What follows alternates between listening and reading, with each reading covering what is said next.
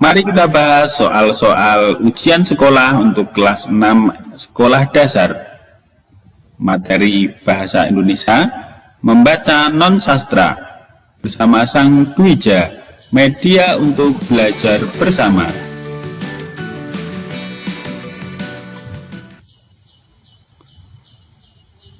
Kita mulai dengan materi sinonim, antonim, dan makna kata. Sinonim adalah padanan kata yang memiliki makna sama, sedangkan antonim disebut juga lawan kata, artinya kata yang mempunyai makna saling berlawanan. Setiap kata mempunyai makna atau arti. Makna kata dapat diketahui dengan mencari kata tersebut dalam Kamus Besar Bahasa Indonesia. Mari kita berlatih soal bersama. Bacalah paragraf berikut untuk menjawab soal nomor 1 sampai 3. Indonesia termasuk negara agraris. Mayoritas masyarakat Indonesia memiliki mata pencaharian sebagai petani. Hal tersebut karena iklim tropis yang dimiliki Indonesia mendukung sistem pertanian masyarakat. Antonim kata mayoritas adalah, untuk menemukan antonim kata mayoritas, terlebih dahulu kita artikan kata mayoritas artinya adalah banyak. Jadi, antonimnya adalah minoritas. Lawan kata mayoritas adalah minoritas, yang berarti sedikit. Sinonim kata mata pencaharian adalah, kita temukan dulu dalam paragraf mata pencaharian, yaitu di kalimat kedua. Sinonim kata mata pencaharian adalah apakah A. pengangguran, B. pendidikan, C. pekerjaan, D. pencaharian. Untuk sinonim bisa kita masukkan kata yang cocok. Kata yang cocok adalah pekerjaan. Mayoritas masyarakat Indonesia memiliki pekerjaan sebagai petani. Maka sinonim kata mata pencaharian adalah pekerjaan. Makna kata agraris adalah apakah A. berkaitan dengan bentuk kepulauan yang dimiliki oleh Indonesia, B. salah satu jenis pekerjaan yang dikembangkan di negara kepulauan, ataukah C. sistem kerja yang memanfaatkan suatu lahan untuk bercocok tanam, ataukah D. berkaitan dengan pertanian, tanah pertanian, dan cara hidup bertani. Maka jawabnya adalah D. Agraris memiliki arti mengenai pertanian, cara hidup bertani, dan bersifat pertanian. Hal ini sesuai dengan Kamus Besar Bahasa Indonesia. Materi berikutnya adalah pemahaman bacaan. Pada materi berikut kita akan menemukan kalimat utama paragraf, ide pokok, kesimpulan, serta isi dari sebuah paragraf. Yang pertama, kalimat utama paragraf. Kalimat utama paragraf adalah kalimat yang memuat inti atau gagasan utama suatu paragraf. Pada umumnya kalimat utama didukung dengan kalimat penjelas. Kalimat utama biasanya terletak di awal atau di akhir paragraf. Kalimat utama sangat penting karena digunakan dasar untuk menemukan ide pokok, isi bacaan, serta kesimpulan. Yang kedua, ide pokok paragraf. Dalam satu paragraf, pada umumnya hanya terdapat satu ide pokok. Ide pokok adalah inti suatu paragraf. Biasanya terkandung dalam kalimat utama. Akan tetapi tidak disajikan secara utuh dalam kalimat utama, melainkan intisari kalimat utama. Dengan kata lain, penjelasan tadi, ide pokok bisa diturunkan dari kalimat utama. Berikutnya adalah isi bacaan. Ada 6 kata tanya yang dapat digunakan untuk menemukan isi bacaan. Ada apa, siapa, kapan, di mana, mengapa, dan bagaimana. Jadi kata tanya. Jadi kata tanya tersebut digunakan untuk menemukan isi bacaan. Berikutnya adalah simpulan paragraf. Simpulan paragraf diambil dari keseluruhan isi bacaan. Simpulan berisi hasil akhir dari uraian yang telah disampaikan. Pembahasan soalnya adalah sebagai berikut. Bacalah teks berikut untuk menjawab soal nomor 1 sampai 6. Nomor 1, kalimat utama paragraf pertama teks tersebut adalah, kita fokus ke paragraf pertama. Dimulai dari sini. Kalimat utama paragraf biasanya di awal atau di akhir paragraf. Langsung saja kita perkirakan di awal paragraf, perubahan iklim terjadi di berbagai penjuru dunia termasuk Indonesia. Kemudian di kalimat terakhir, keadaan alam tersebut berpotensi menyebabkan bencana tanah longsor. Pada kalimat terakhir ini terdapat kata tersebut, menandakan ini adalah kalimat penjelas, yaitu menjelaskan kalimat-kalimat utama ataupun kalimat-kalimat sebelumnya. Jadi, kalimat utama paragraf pertama teks tersebut adalah, jawabnya adalah A. Perubahan iklim terjadi di berbagai penjuru dunia termasuk Indonesia. Nomor 2, ide pokok paragraf kedua adalah, untuk menemukan ide pokok, maka kita harus menentukan kalimat utamanya terlebih dahulu. Kalimat utama paragraf kedua adalah, perubahan iklim akibat pemanasan global yang merusak lapisan ozon. Dari kalimat utama ini bisa kita tentukan ide pokok dari paragraf kedua adalah, paragraf kedua teks tersebut menjelaskan penyebab pemanasan global. Pemanasan global terjadi karena aktivitas manusia yang menghasilkan emisi gas. Jadi, ide pokok paragraf kedua adalah, jawabnya adalah D. Perubahan iklim terjadi akibat pemanasan global. Simpulan paragraf pertama teks tersebut adalah, apakah A. Perubahan iklim terjadi karena bencana banjir, tanah longsor, kekeringan, dan angin puting beliung? Ataukah B. Perubahan iklim yang terjadi berdampak pada terjadinya bencana alam yang melanda daerah sekitar? Ataukah C. Pemanasan global akibat ulah manusia yang tidak bertanggung jawab menyebabkan terjadinya perubahan iklim? Ataukah D. Pemanasan global terjadi karena hidup manusia yang tidak efektif dalam menggunakan energi listrik? Jawabnya adalah B. Paragraf pertama menjelaskan dampak perubahan iklim. Hal tersebut sesuai dengan kalimat utama paragraf pertama. Perubahan iklim tersebut menyebabkan terjadinya bencana alam. Berikutnya, pernyataan yang sesuai dengan paragraf pertama adalah, setelah kita baca, jawabannya adalah A. Paragraf pertama menjelaskan dampak perubahan iklim. Salah satu dampak tersebut adalah terjadinya cuaca ekstrim yang dapat menimbulkan bencana alam. Keadaan alam suatu daerah yang mengalami dampak perubahan iklim dapat berpotensi bencana. Jawabnya adalah A.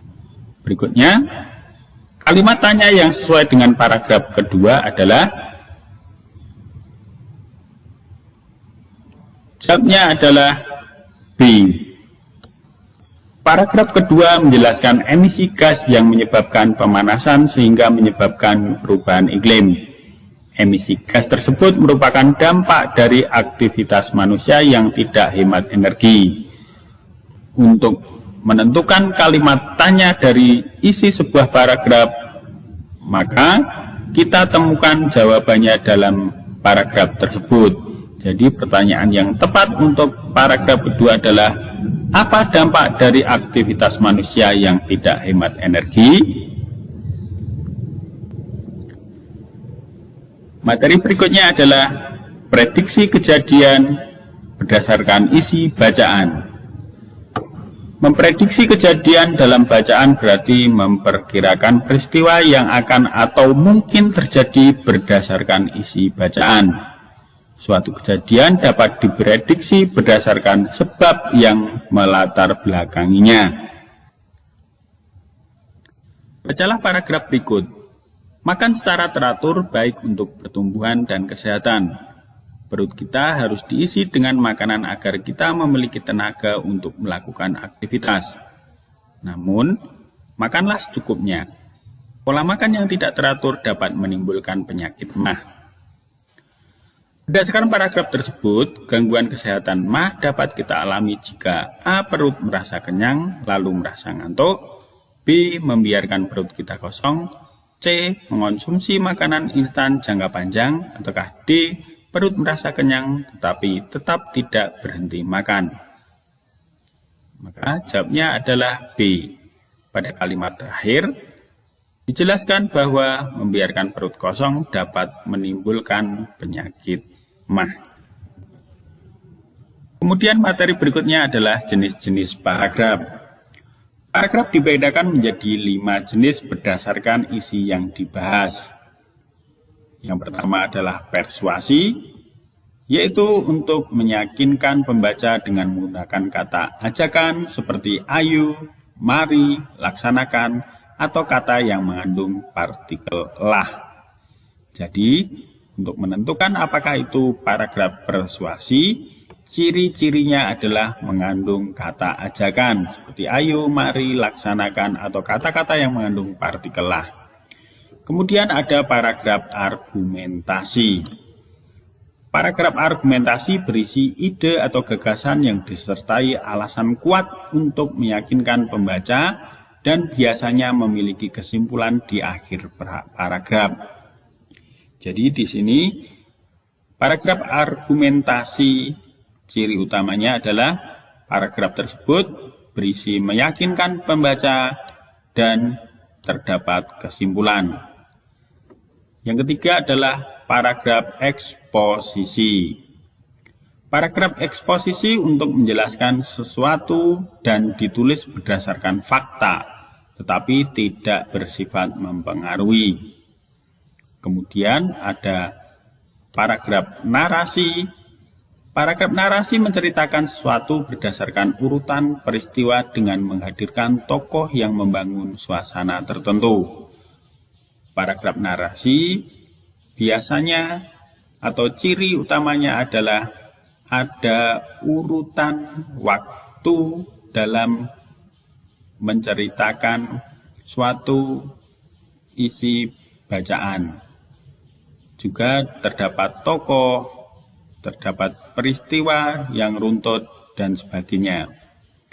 Kemudian paragraf deskripsi. Paragraf deskripsi artinya adalah menggambarkan atau menjelaskan suatu objek secara rinci yang melibatkan panca indera pembaca. Intinya paragraf deskripsi pembaca seolah-olah melihat apa yang diterangkan atau yang dideskripsikan dalam bacaan. Bacalah paragraf berikut.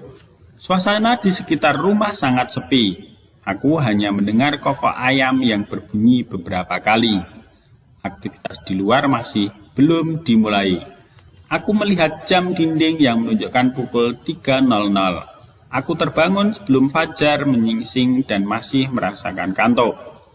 Aku hendak melanjutkan tidurku, namun tiba-tiba terdengar suara orang membuka pintu.